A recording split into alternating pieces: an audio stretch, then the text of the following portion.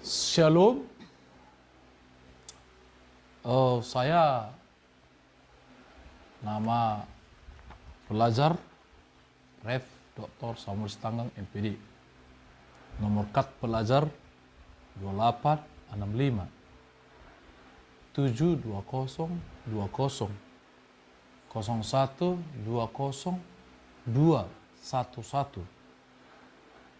Nomor ke kursus pelajaran praktikal teologi, ya. Institut HSC, Holy Spirit Institute College. Pensiara dosen pemangku adalah Bishop Profesor Joh Sel. Nomor pelajaran teologi praktikal 110, yaitu eskatologi 2. Dalam eskatologi 2 ini, ya, kita akan memahami bagaimana pandangan-pandangan yang selanjutnya, ya. Setelah saya memberikan pengantar pengenalan kita dalam eskatologi pertama, di sana kita akan memahami struktur kata dan bagian dari suatu teologi yang akan kita bahas hari kedatangan Tuhan Yesus yang kedua kali. Di dalam memahami eskatologi, sedikit kita akan ulangi adalah bahwa kata eskatologi ini yang secara eksis, secara terminologis, eskatologi dibangun dua kata, yaitu eskatos yang artinya akhir atau terakhir, logos yang artinya firman Tuhan, ajaran firman Tuhan yang menjadi doktrin teologis di dalam iman percaya orang Kristen. Di sana kita akan memahami, ya, bagaimana pengantar daripada eskatologi. Kita langsung kepada inti daripada pandangan-pandangan umum secara gerejawi, ya. Dalam pembahasan pandangan-pandangan doktrinal, ya, mengenai kedatangan Yesus yang kedua kali ini, kita akan menyoroti bagaimana cara-cara pandang teologi-teologi dari sejarah awal hingga sama modern ini. Dikatakan bahwa dalam teologi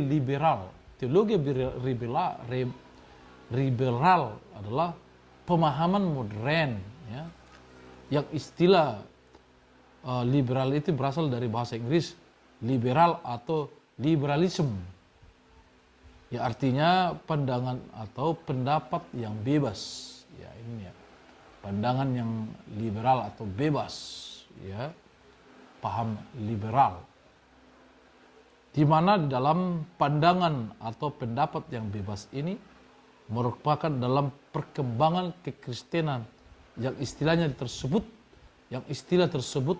dimunculkan dalam dunia teologi guna menjelaskan pandangan dan ajaran tertentu yang dikenal dalam sebutan teologi liberal, ya, yaitu paham teologi yang berdasarkan ajaran yang bebas, yang tidak ada pada ajaran Alkitab. Ini modern, ya, zaman modern ini pemandangan zaman modern tentang eskatologi.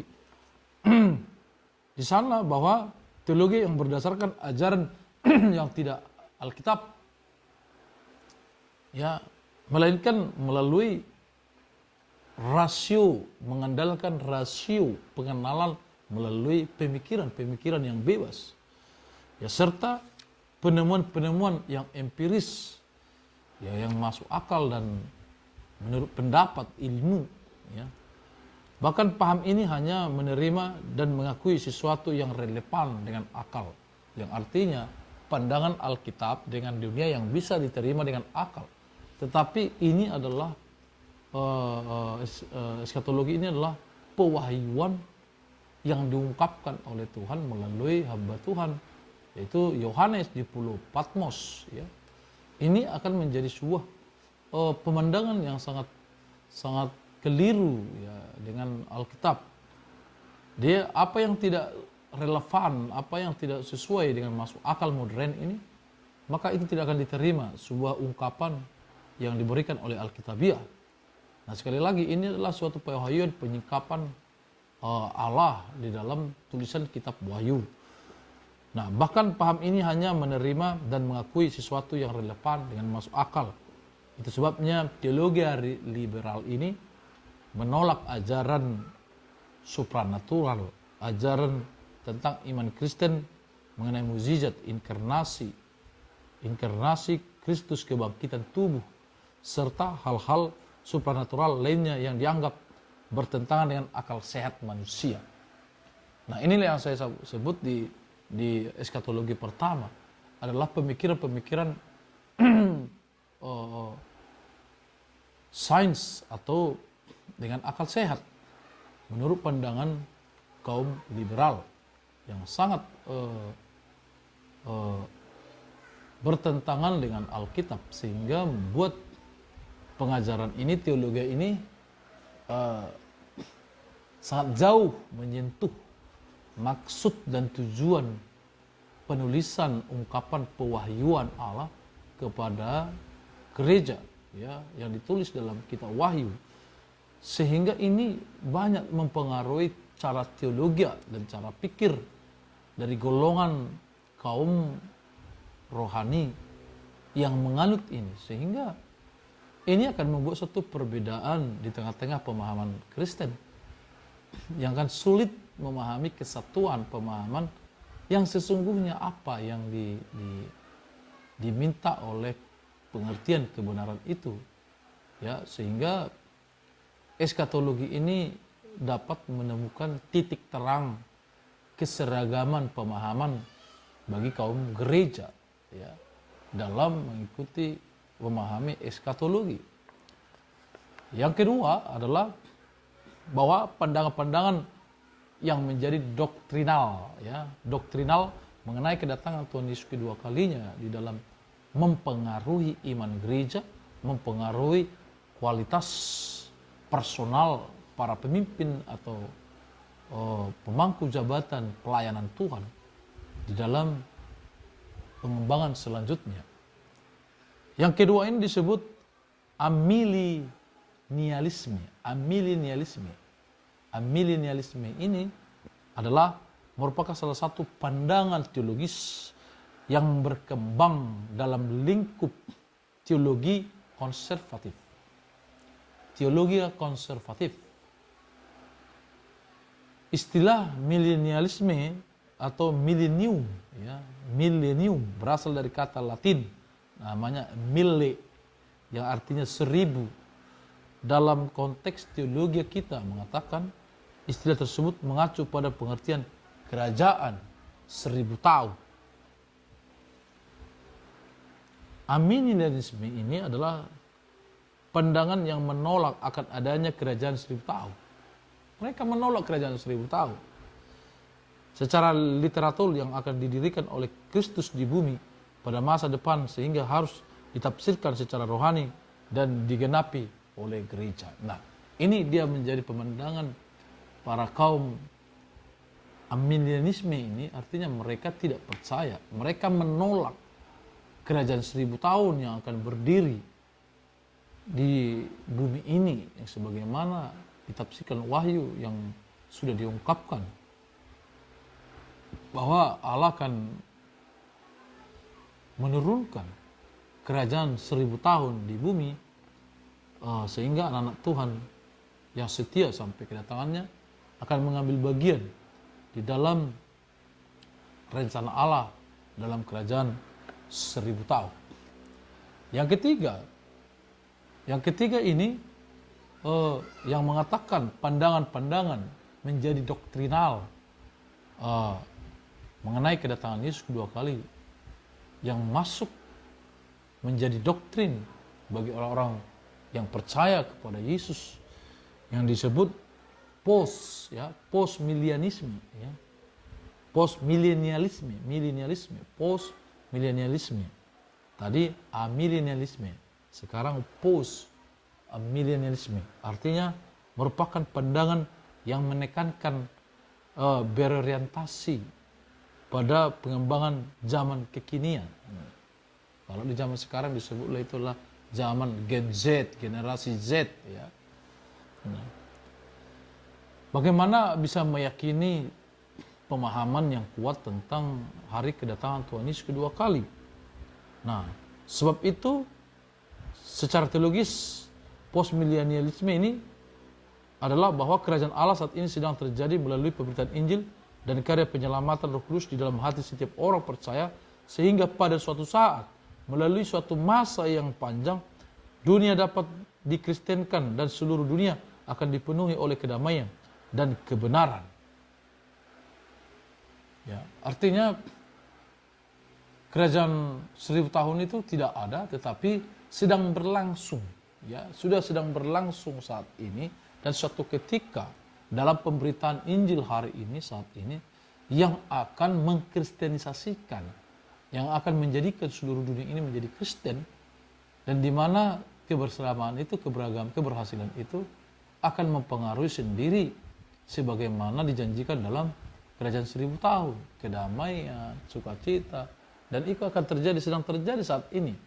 Ya, bukan menjadi suatu program pewahyuan yang akan terjadi di akan datang, tetapi sudah sedang terjadi saat ini.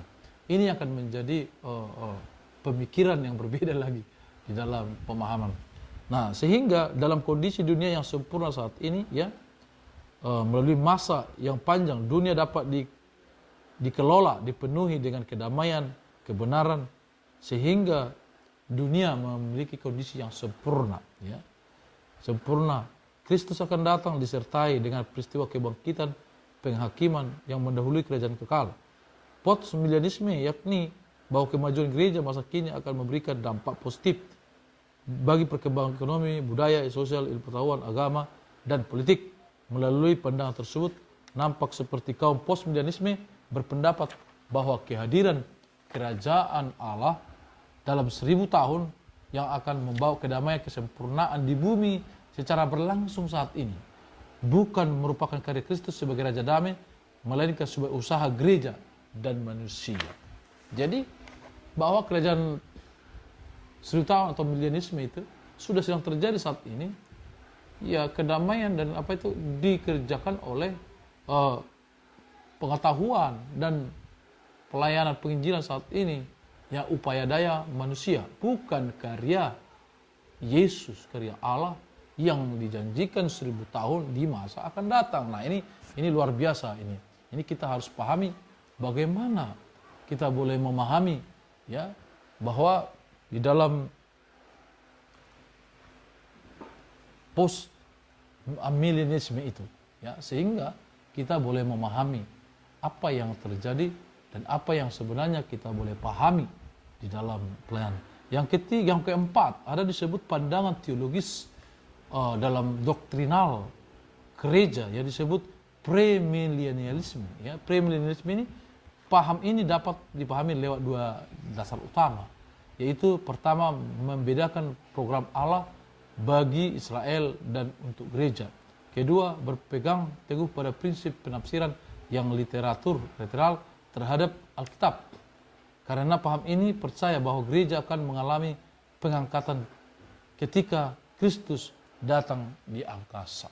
Itu dalam surat 1 Tesalonika 4 ayat 13 sampai 18, sebelum masa tribulasi. Ya, di dalam masa tribulasi Allah akan menghakimi bangsa-bangsa yang tidak percaya dan Israel yang tidak taat. Namun ia akan menyelamatkan kedua bangsa itu pada saat mereka percaya kepada Yesus, di mana kesusahan tersebut. Wahyu 6 ayat 19. Pada akhir masa tribulasi Kristus akan turun ke bumi untuk mendirikan kerajaan 1000 tahun sesudah terbelenggu setan. Ya, Wahyu 20 ayat 1 sampai 6 dan Wahyu 3 ayat 6 dimatakan premilenialisme sejarah. Nah, cenderung menggunakan prinsip penafsiran alegoris atau rohani. Premilenialisme dispensasional. Dispensasional ini berasal dari kata Yunani oikomonimia, artinya penata layanan. Lukas 16 ayat 2 sampai 4 yang mengatakan Paulus menggunakan gagasan dispensasi guna mengungkap rencana Allah dalam mengatur serta mempersatukan di dalam Kristus segala sesuatu yang ada di surga maupun yang ada di bumi, serta mempersatukan di dalam Kristus segala sesuatu yang ada di surga maupun ada di bumi. Paham ini berpegang teguh pada prinsip penafsiran literal. Pada kenyataannya, penganut milenial dispensasional dalam sejarah eskatologi dalam beberapa kelompok sesuai dengan metode penafsiran serta keyakinan masing-masing atas peristiwa pengangkatan gereja atau rapture. Nah, ini.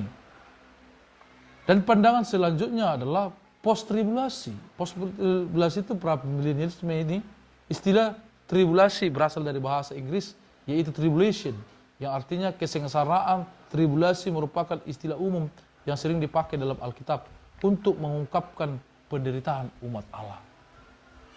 Gagasan tribulasi di dalam Perjanjian Lama dikenal dengan istilah Ibrani sora. Pada umumnya kata disebut menjelaskan penderitaan, ya.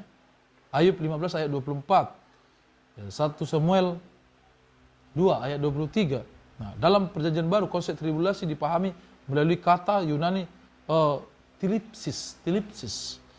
Kata tersebut menjelaskan suatu peristiwa tertentu seperti penyiksaan, ya, hukuman penjara, kemiskinan, ya, penyakit terjadi, Wahyu 2 ayat 22, dan duka cita, tekanan yang tinggi, tekanan yang mendalam, Filipi 1 ayat 17, 2 Korintus 2 ayat 24. Secara teologis, istilah tribulasi, ya, dalam tujuan Allah dipakai untuk menekankan disiplin ilahi diberikan kepada manusia agar umatnya memilih kesetiaan dan ketaatan kepada Tuhan secara eskatologis, serta tribulasi dipakai sebagai sebutan untuk masa penyiksaan dahsyat menjelang kedatangan Kristus yang kedua kali.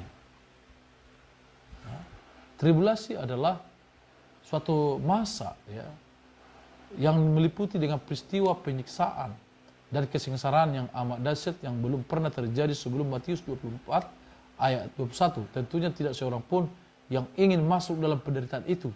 Sebaliknya, sedapat mungkin setiap orang berupaya untuk menghindari malapetaka yang terjadi dalam sebelum kerajaan 1000 tahun. Berlangsung selama 7 tahun tersebut. Namun, pandangan post-tribulasi mengajarkan bahwa jemaat akan masuk ke dalam tribulasi dan mengalami selama masa tersebut. Setelah masa itu berakhir, gereja akan diangkat ketika Kristus datang kedua kali. Dengan demikian, kaum post-tribulasi menganggap bahwa semua orang percaya akan mengalami nasib yang sama dengan seluruh orang menolak Kristus, yaitu bersama-sama akan masuk dan menghadapi masa kesengsaraan secara penuh. Setelah itu, gereja akan diangkat untuk melanjutkan kembali lagi ke bumi beserta Kristus untuk memerintah dan membangun kerajaan milenial. Penganut premilenialisme ini sejarah memiliki pandangan yang sama dengan post-tribulasi, ya. Premilenialisme sejarah yang diwakili oleh Led berpendapat bahwa gereja akan masuk mengalami masa tribulasi selama 7 tahun.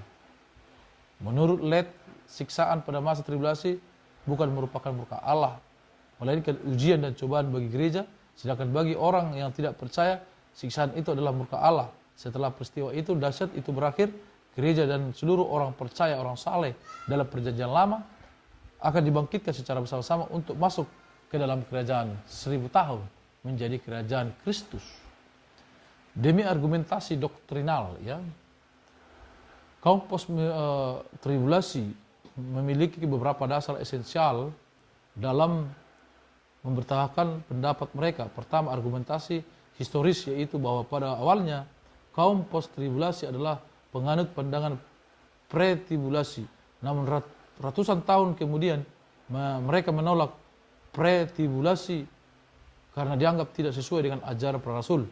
Kedua, argumentasi menjadi kontradiksi iman, di mana kelompok post-tribulasi tidak percaya bahwa pengangkatan gereja didahului dengan sejumlah tanda yang bisa dijangkau oleh indera sehingga Yesus terlibat sangat dekat dan terjadi peristiwa rapture sebelum masa tribulasi 7 tahun.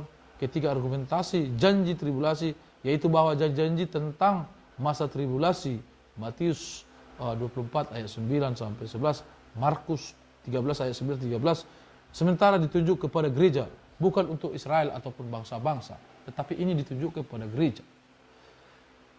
Dan yang selanjutnya adalah mid tribulasi.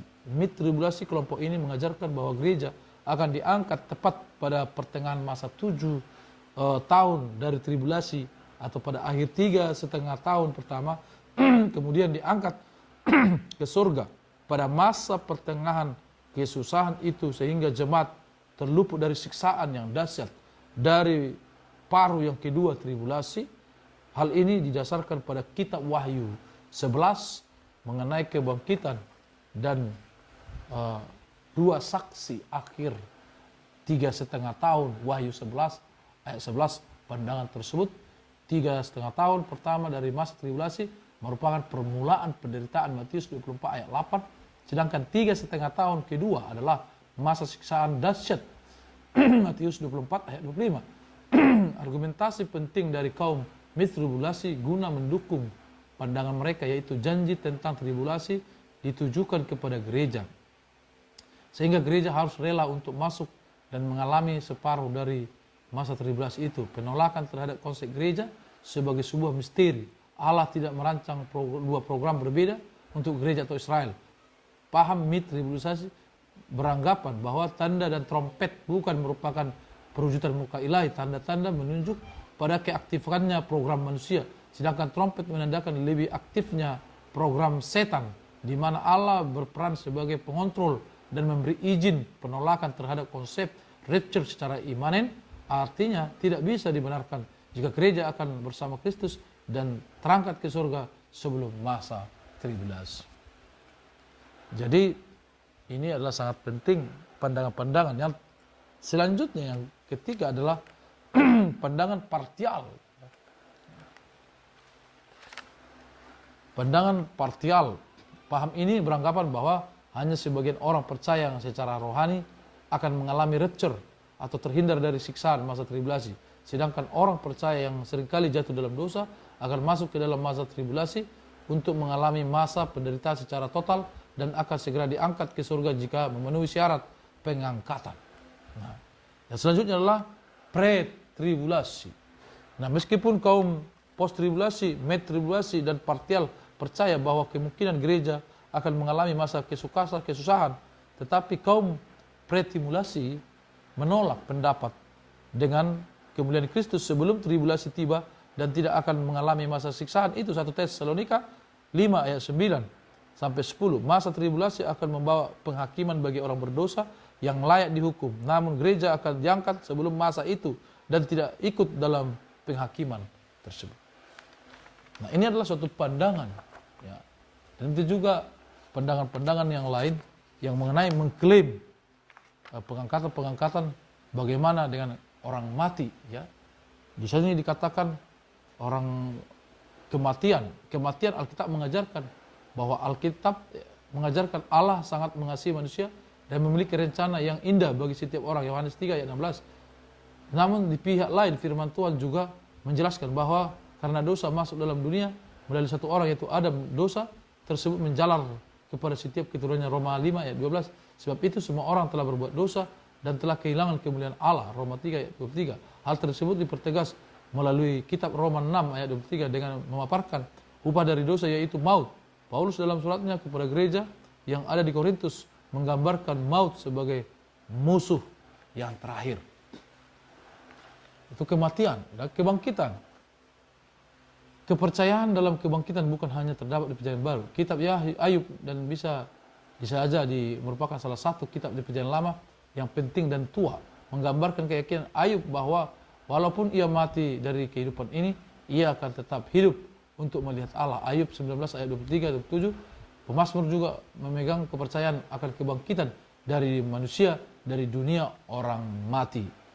Ya, mengenai penjelasan 4 hal mengenai tubuh yang baru tubuh kita yang dibangkitkan dari kematian. Pertama adalah tubuh kita yang ditaburkan dalam kebinasaan akan dibangkitkan dalam ketidakbinasaan. Tubuh yang hina menjadi mulia. Tubuh yang alamiah menjadi tubuh rohaniah. Dalam 1 Yohanes 3:2 dijelaskan bahwa kita akan mempunyai tubuh seperti Yesus. Jadi ketika kita belajar tentang tubuh kebangkitan Yesus, terdapat 2 implikasi. Yaitu terdapat kesinambungan dengan tubuh yang lama, dia masih mempunyai bekas paku yang nampak di tangannya. Terdapat hal yang baru, berulang kali, sesudah kebangkitannya, ketika Yesus menampakkan diri kepada murid-muridnya, mereka tidak mengenal dia. Nah, itu sebagai apanya? Rangkuman rapture, ya. Sebagai kesimpulan dan rangkuman kita yang dikatakan bahwa keyakinan akan adanya pengangkatan gereja berhubungan sangat erat dengan ajaran tentang kedatangan Kristus yang kedua kali. Secara terminologis, kedatangan Mesias ke dunia dapat dipahami melalui istilah parousia, ya. Parousia berasal dari kata para yang artinya dengan, dan usia yang artinya ada dari Emi. Dengan demikian 2 kata tersebut berarti kedatangan kehadiran bersama-sama, ya. Kedatangan kehadiran jemaat dan gereja dengan bersama Yesus bersama-sama. Nah, ini sangat sangat penting sekali kita pahami. Kedatangan Kristus sebagai panglima, pemenang atas semua musuh-musuhnya. 1 Tesalonika 4 ayat 16. Dengan kata lain, terdapat sorak-sorak kemenangan dalam pertempuran, ya. Sorak-sorak kemenangan dalam pertempuran. Orang-orang mati akan dibangkitkan ketika mendengar suara Tuhan, ya. Yohanes 5 ayat 25 dan sampai ayat 29. Tempat bunyi sangkakala malaikat dan seruan yang nyaring. 1 Korintus 15 ayat 5. Kehadiran Tuhan Yesus di angkasa namun tidak menginjakkan kakinya di bumi. Pengangkatan orang percaya, gereja tidak berhenti di angkasa. Setelah diangkat melalui peristiwa rapture, kesaksian Alkitab secara perkataan Yesus sendiri menyatakan bahwa dia akan kembali membawa jemaatnya ke surga. Yohanes 14 ayat 1-3, Yesus akan datang dengan tubuh literal dengan tujuan untuk mengangkat orang percaya yang telah mengenakan tubuh baru untuk hidup bersama-sama dengan Tuhan selama-lamanya. Pengadilan, ya, pengadilan Kristus, ya, pengadilan Tuhan berasal dari kata Yunani bema yang diterjemahkan tahta pengadilan dalam Alkitab versi King James Version menurut Dr. Lehman yang dikutip oleh Wilmington, ya. Bema bukanlah bangku pengadilan, tetapi orang yang dijatuhi dengan hukuman. Bema adalah kursi tempat pemberian hadiah. Demikian juga tahta pengadilan Kristus bukanlah suatu bangku pengadilan, tetapi penghadiahan kehidupan orang percaya, ya, yang sudah menang dalam pertandingan kehidupan dalam kehidupan kita. Pengadilan tahta putih. Pengadilan ini terjadi sesudah lenyapnya bumi, langit yang ada sekarang. Setiap orang dalam pengadilan ini dihakimi menurut perbuatan mereka berdasarkan apa yang tertulis dalam kitab-kitab kehidupan. Langit baru dan bumi yang baru. Menurut kesaksian Alkitab, ya. Menurut kesaksian Alkitab, bumi yang ada sekarang akan dihancurkan dan dimusnahkan setelah kerajaan milenial berakhir. Yesaya 65, ya, ayat 17, Yesaya 66 ayat 22, Wahyu 21 ayat 1. Selanjutnya Allah akan menciptakan kembali langit dan bumi yang baru. Yaitu tempat kekal untuk orang-orang percaya. Ia juga akan menyediakan api sebagai tempat penyiksaan abadi bagi semua orang yang menolak Kristus. Wahyu 14, ya. Wahyu 14 ayat 10 dan sampai ayat 11. Wahyu 19, ya, sampai ayat yang 20. Nah, di sini Fritz Rinecker, ya, mengemukakan beberapa pandangan mengenai langit dan bumi baru. Pandangan pertama menyatakan bahwa bumi yang baru itu merupakan hasil renovasi dari bumi sekarang. Itu menurut Fritz Rinecker, ya. Kedua, bumi baru tersebut adalah bumi lama yang kembali menjadi seperti bentuk aslinya ketika dicipta, yaitu tidak berbentuk dan kosong. Kejadian 1 ayat 2. Artinya yang pertama tadi bahwa dunia ini dibaharui. Dibaharui, yang sudah ada ini dibaharui. Yang kedua adalah bumi ini akan kembali kepada bumi yang dulu, tidak ada lagi semua. Tapi bumi yang sama, tapi bersih, tidak ada lagi tanaman-tanaman ini, akan kembali lagi seperti dulu di zaman penciptaan awal. Nah, itu yang menjadi pandangan. Sehingga sedangkan menurut pandangan ketiga adalah bumi yang lama sekarang ini akan dihancurkan dan dimusnahkan secara total, sehingga bumi itu hilang, lenyap, dan tidak ditemukan lagi Allah menciptakan bumi yang baru secara sempurna dalam segala aspek. Nah, ini yang ketiga ini adalah bahwa Tuhan bumi ini memusnahkan, semua dikosongkan, dimusnahkan, tidak ada lagi bumi ini, tetapi ada bumi yang baru, ciptaan dalam kondisi yang baru, dengan kesempurnaan dalam rancangan Allah di dalam penciptaan itu. Nah, ini yang sangat penting kita perhati secara lengkap, secara spesifik, bahwa kerajaan Allah ini di dalam kedatangan kedua kali Tuhan Yesus, dikatakan juga bahwa kota yang tersebut yang diciptakan itu disebutlah itu Yerusalem yang ada di Palestina sekarang. Bukan seperti itu, tetapi disebutlah itu nama itu Yerusalem di dalam bumi yang baru, konsep yang baru, yang terbaru, dibuat dari baru, dari rencana Allah yang sempurna.